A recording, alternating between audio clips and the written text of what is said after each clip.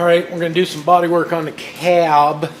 Seeing as how we got all kinds of room because everything is outside right now being sandblasted. So I'll get some of this banged out so we can actually get this cab mounted on the chassis. One thing that's never in short supply around here is cardboard. So I've mixed mud right on the roof of a truck before that needed a ton. But I like to mix it on cardboard. You can have a reusable piece of metal or a piece of quarter glass or whatever you want. There's all kinds of wives' tales about cardboard sucks some of the necessary this, that, and the other thing out of the filler as you're mixing it. And some people say to mix it like this so you don't get air in it. I prefer to mix it with a stick. I've been doing it all my life. Don't have a problem with it. So we got our 3M. When you're using filler, don't skimp. Don't go to Walmart and buy filler. It's going to end up being a problem for you. This is actually really easy to sand. It's really easy to mix. It's lightweight. Smells good. And then because I'm doing a big wipe on the back of this truck, I'm about to make a lot. So I got to do across the back of there. I got to clean these up a little bit, do where the cab corners are, a little bit in the rocker, a little bit in the front where we did the outer footwells. I have one good shirt. I'm wearing it, so I'm going to roll up my sleeves so I don't get filler all over them.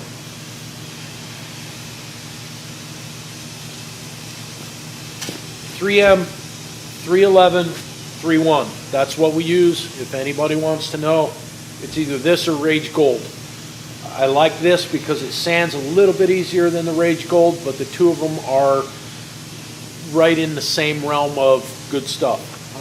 Anything other than that, if you try and skimp, I don't even know how much a gallon of filler costs anymore. I don't check. I need it. I don't care. You can skimp and buy this for 12 bucks. You're gonna, unless you're flipping cars and doing whatever, this is good stuff. This is what we use. Yes, that's a lot, but it's probably all gonna end up on the floor. Make sure you knead, not as in knead like knead bread. This hardener, because it'll change and get some liquid on the top. And just an interesting side note, this is benzoyl peroxide. That's what the hardener is. If any of you are my age, I don't even know if they still make it anymore. I didn't need it because I had heavenly skin. Benzoyl peroxide was what was the active ingredient in Oxy 10, okay, acne medicine. So if you want to save a couple bucks, just get yourself a tube of this, rub it all over your face, you'll be good to go. And then the ratio for your fill to hardener, it can be scientific. I'm not super scientific with it. I do it by color. The cool thing about mixing this is you can mix it cooler or hotter depending on what you're going to do. It's a little bit cool in here today, so I'm going to have quite a bit of working time with this. And then you just want to fold it over itself and get it mixed thoroughly. Make sure you get it all. And there, we're all mixed. No, I'm kidding. Not even close. But you want to take your time to get it mixed thoroughly, but you don't want to take so much time that it actually activates and starts hardening right where it sits, because that's not good. Oh my God, he's gonna get a bunch of air bubbles in it. Stop.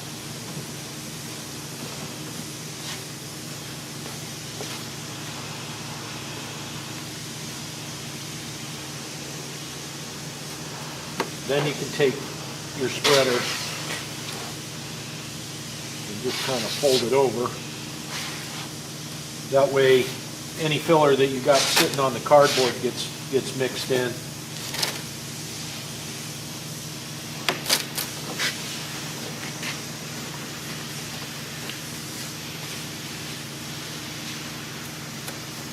And pretty much there you go. Uniform color, no blue streaks for hardener in it. I'm using a big spreader. I don't normally use these, but I'm going to use a big spreader on it because it makes it easier to get it on there quick.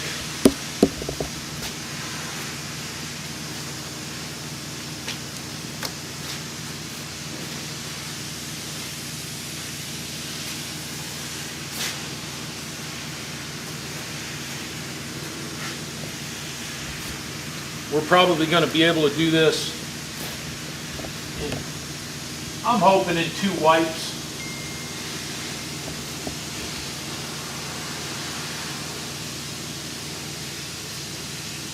So it's just like frosting a cake. If you're frosting a cake and you think you could do a little bit better and you go over it again, you're just going to make it worse.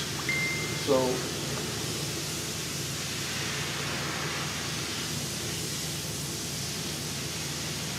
get your first wipe on there pretty heavy because you're going to be taking most all of it off anyway.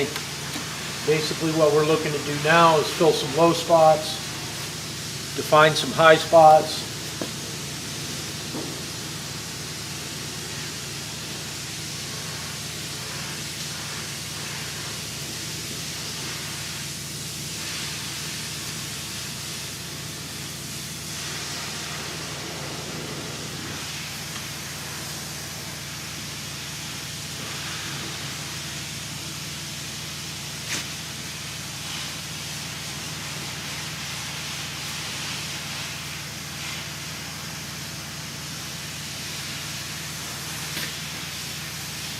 Back here is really, for the most part, the only bodywork this truck needs because we bought all new panels for it because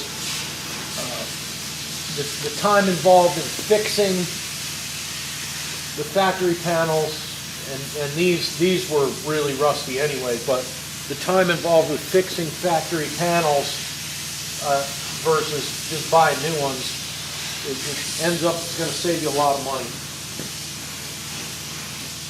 And you end up with a lot less filler.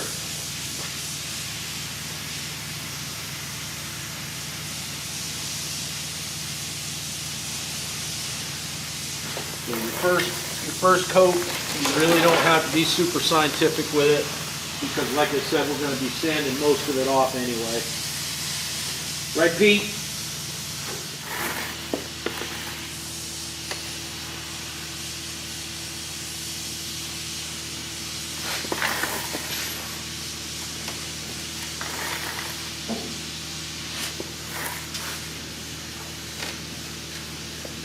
Doing a corner like this, you want to load the edge of your spreader with filler. You don't want to get filler all over the place that you don't need to get it, because if the phone rings or you got to go do something and you come back to this when it's setting up, you'll be in a whole heap of trouble, boy. Because it does set up pretty much like concrete.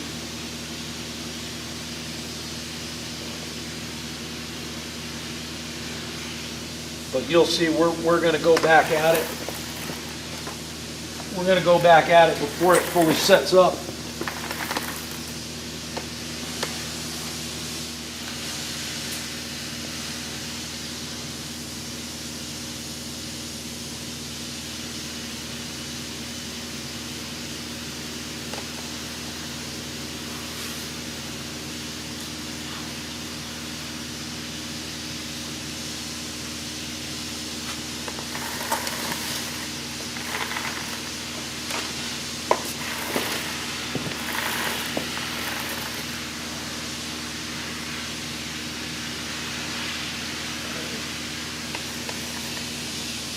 Starting to feel it activating a little bit, so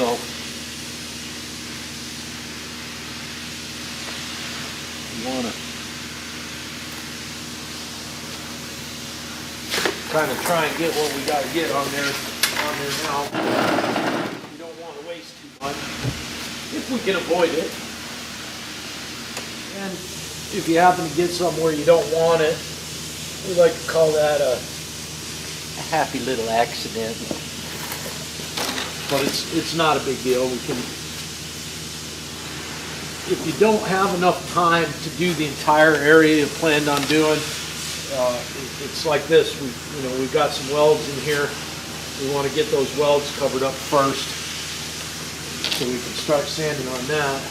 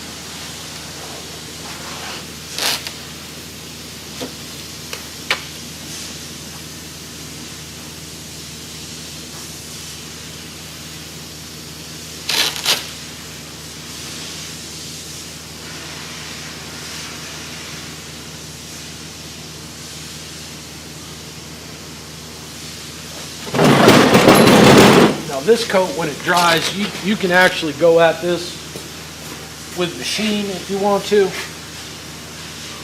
because you're not, on this particular application, you're not necessarily looking for perfection on this one. You're looking for coverage. You want to get, and you see I used it all. So spreaders, I know a lot of people want to save and clean spreaders and all this. I buy them by the case. I throw them away. Once you use it, throw it away. Otherwise you're going to get a little speck on there and it's going to drag through and leave a mark. On this, like I said, this doesn't necessarily matter so much because it is the first coat. But your final coats, you definitely want to use a new clean spreader on. I'm going to walk over here and get some sandpaper ready and show you what we're going to use to knock that down. A couple of things I want to show you guys here that we use.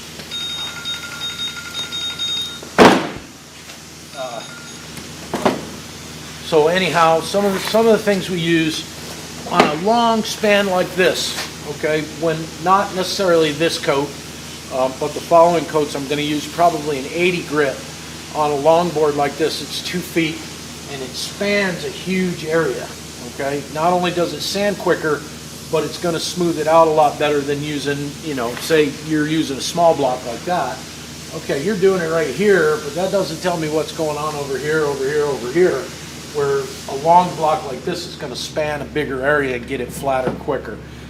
We use this to clean the sand to clean the sandpaper out as we go, because I'm going to start cutting this while it's setting up, but it's not actually hard, so it is going to clog the paper a little bit. This will clean it out. This length board right here is good for your first cut to get this smooth. You can use something like this. These buddy of mine invented these. They're called hacker boards. Not that people are hackers, but his name is Danny Hacker. And you can look them up. Just look up online hacker boards. They're great. They come in all different sizes. There's even a real small one that you can put just a small piece of paper on, so you don't leave a groove from your finger in there. But you see the indents in there, your fingers fit right in there, and you just push that board back and forth. It works great. I've used these forever. The Durablocks, they're all different shapes and sizes, lengths, contours, so on and so forth. But we try and do most of our contour work in metal. The final stuff, you got to use a board. And then don't cheap out on sandpaper. All right, this is 3M 36 grit paper, comes 50 sheets in a box, and it's not inexpensive. Okay, but if you try and use a lower grade paper, cheaper grade, I think Merca, or there's a couple of off brands of paper there, they're gonna wear out, clog up, and you're going to end up spending more. It's like I tell people, put premium gas in your car all the time. Yeah, it costs a little bit more, but after a couple tanks of gas, you're going to get better gas mileage. It all evens out, and it's better for your car. Same thing with sandpaper. Use good sandpaper. Now, this piece of paper is longer than the board we're going to be using, so you want to just match it up to the end. You can fold it right there. Pretty much bust the face where that grit is, and save that, okay? Because you don't throw that out. You're going to use it for something. They have a couple of different ways that you can get this paper. They have the sticky back, which I like, and Velcro. Velcro has its pluses and minuses. I'm not a super big fan of it, so I use sticky back on everything. The hacker boards, you can get the hacker boards with a Velcro backing too. So if you're used to using Velcro sheets of paper, the hacker boards work great too. But there, we're all set up. We got to wait a little bit for that because it's still fingerprints. You want to wait until it's just like hand slick. You can run your hand over it and not, you're going to leave a little bit of a mark on it, but you're not going to leave a gouge in it. You want it to be set up, because if I was to start going at this now, I'd make about 2 passes, and that $3 piece of paper would be worthless. So we'll be back with you in a couple minutes, and I'll show you what it looks like cutting it down. All right, so always have a plan B. I told you earlier you want to catch this before it sets up. Well, I got a phone call, and we've had a family thing take place here lately, so I'm getting some calls from some relatives and whatnot. But as I'm talking, I'm watching this filler harden and harden and harden. Plan B, okay? You can mechanically overcome real hard Bondo with a machine. This is an 8-inch directional air sander. It does not spin in a straight, it spins in a odd orbit, eccentric, I guess you'd call it. So on your first coat, we can knock this down with a 36 grit, again with the sticky paper on there. Knock this down. This does pretty close as good a job as using a block to get it flat on your first coats. There's really no excuse for using a block on your second coat. You really got to do it. But let's knock this down, and I'll show you what it looks like flat.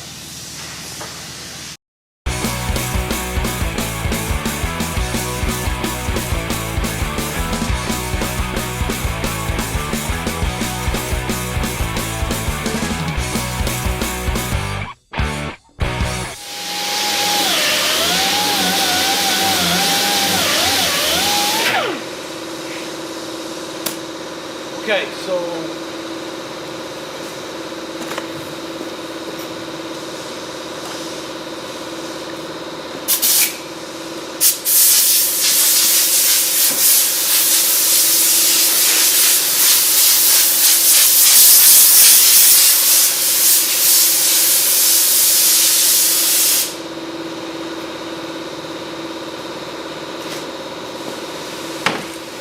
that'll stop in a minute.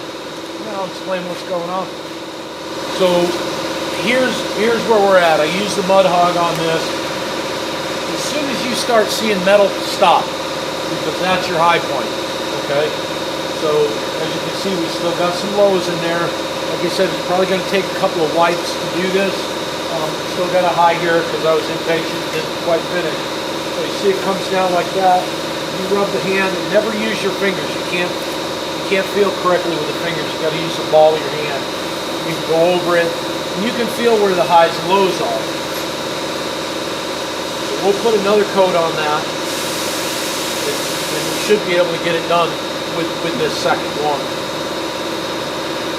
This one I'll show you using the block, because, like I said, we got a phone call and that kind of goofs up. But you want to stop when you see your metal, because that's your high point. Everything in here is low. There's your high point. The edges of this cap kind of feather out around this corner, and then it goes straight. So you've got a natural high spot right here, which is going to stay when we get to that point. But we got to come down here a little bit, come down here a little bit, come down a little bit on this one. because as you can see here, we've got some high spots, and then of course where the paint is still low. So I'll grind this out a little bit. This one's pretty good. And then I had a piece of tape along here because you don't want to have to go and try and remake this body contour. And there's no damage to it, so you don't have to. Put a piece of tape along it, and then when you get your block, you can clean that edge off. You're good on that edge. Same goes for down here. I didn't use any tape because I knew I wasn't going to go heavy with the filler down there, but I can clean that up with sanding block afterwards. So one more wipe on this, and then we'll have the back of this cab all set for you. So I'll be back with you in a minute.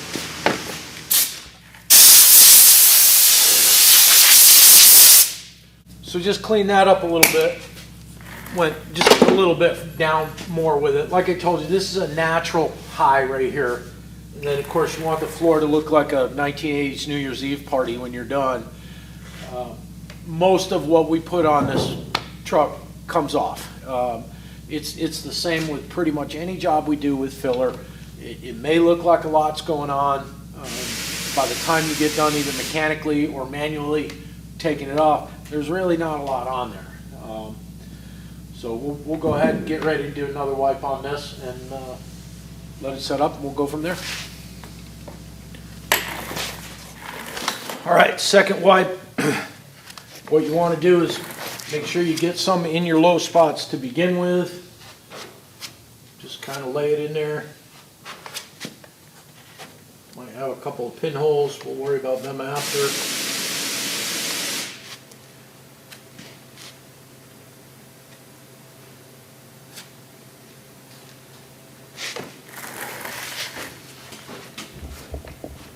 Get a little bit in everywhere that you know is low.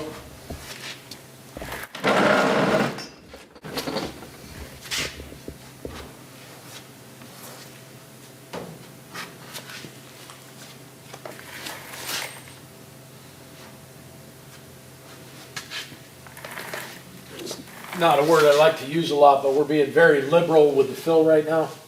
See what I did there?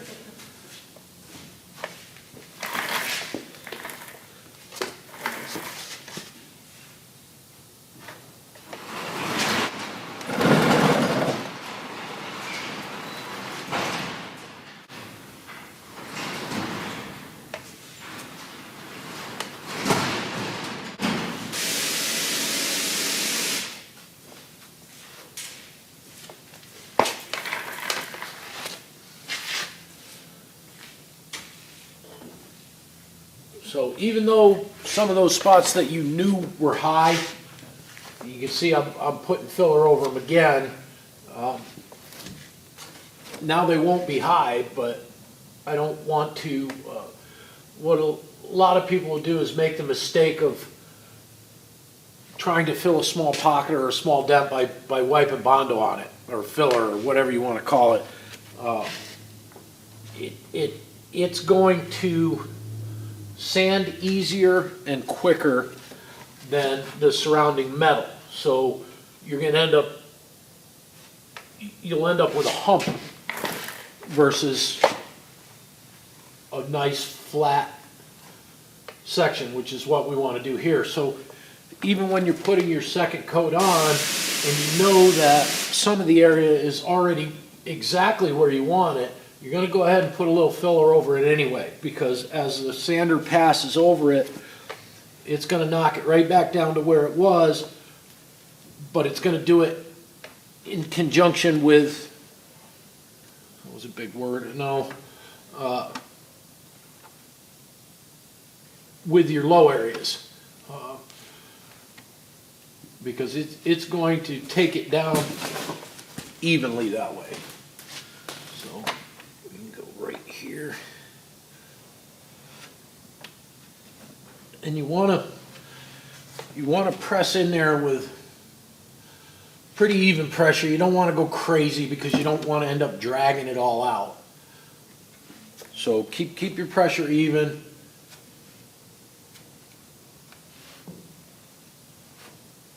Cover the whole area that you're using filler on and extend out a little bit beyond where you want to go, because the machine or doing it by hand, whichever way you want to do it, is going to end up taking that back down.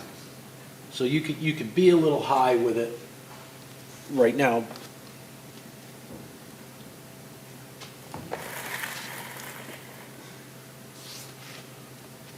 Just run over it. Get it as smooth as you can.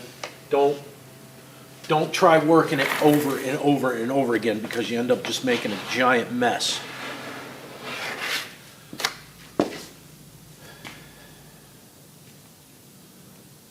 And if you got a little bit extra, go ahead and put it in. Again, if you put it in high, that's fine. High is better than low.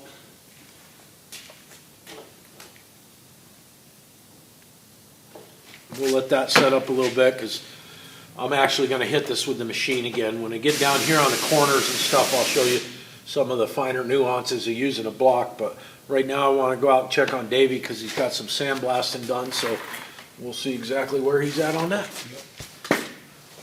You know, the scariest part of that song, Born to Be Wild, is when they found that head out on the highway.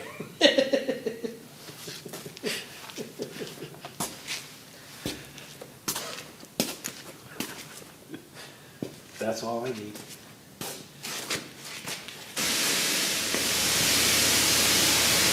We got a little angle grinder, air-powered angle grinder with a flat disc on it. We're going to go ahead and make this corner here, rough it in, and then we can do it by hand. Remember I told you, save the piece of paper?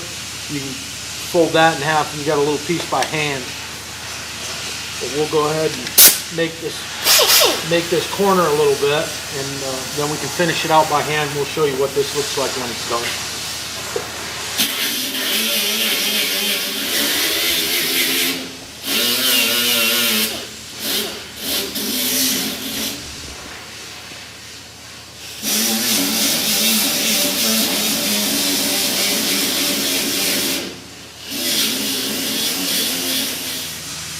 All right, this, like I said, this is a little piece of paper that we saved here. We got it kind of knocked down with our angle grinder. This right here is where it was welded, okay? So you can see that even with all the filler that we put on there, it ends up being a very small amount. Now this contour goes from inside this cove right here out like that. So one of the easiest ways to do it is to start and work your way out. You're going to end up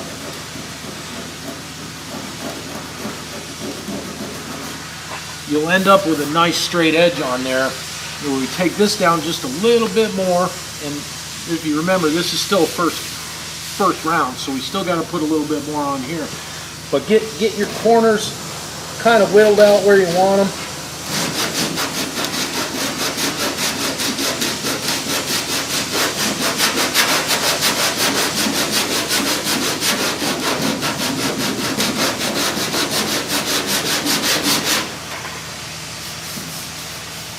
There's a low spot here, so I'm not going to go really any further on this. But you can see that you get your corner, just get it kind of roughed in. You're not trying to be perfect on your first round, because it's not going to work that way.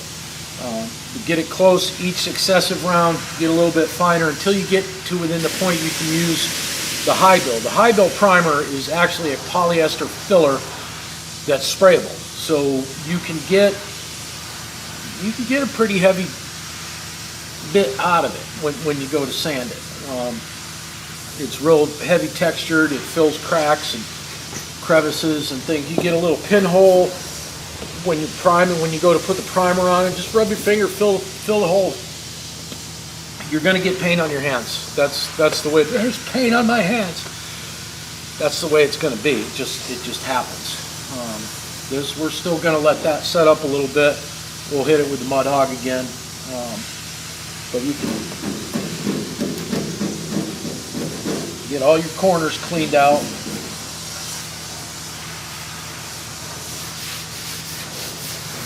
There you go. I mean, once it's done, I mean, you've all seen cars that the bodywork was done on before. They've all got bodywork in them, all of them. Somebody who says my car's all metal, no filler, they're wrong. you know, if you want a car that's all metal with no filler, somebody spent literally hundreds of thousands of dollars straightening that car out. Where this, when it's done right, isn't coming out. It's never going to show. You got to make sure you take the steps and do it right. You got successive grits of sandpaper. We're using a 36 right now to rough everything in. We'll go down to 80 and eventually to 120, and might polyester prime it at 120. Then you can block that out. We'll start with like a 220 down to a 320, and then the final gets wet sanded with 400 or 600 depending on the level you're going to with the paint job. It's the difference between 400 and 600 is just it's a little bit smoother. 400 is perfectly fine. You're not going to see any sand and scratches in it. It'll be perfectly fine. 600 allows your base coat or your sealer to lay down just a little bit finer, which your subsequent coats of paint and clear all go on finer, because this all telegraphs. If I left a scratch in that, it's going to be, you're going to see it. Then you put paint on it, you're going to see it a little bit more. You put clear on it, it's there forever. You're never going to get rid of it. So we'll keep struggling along with this. Show you some more when we can show you some more.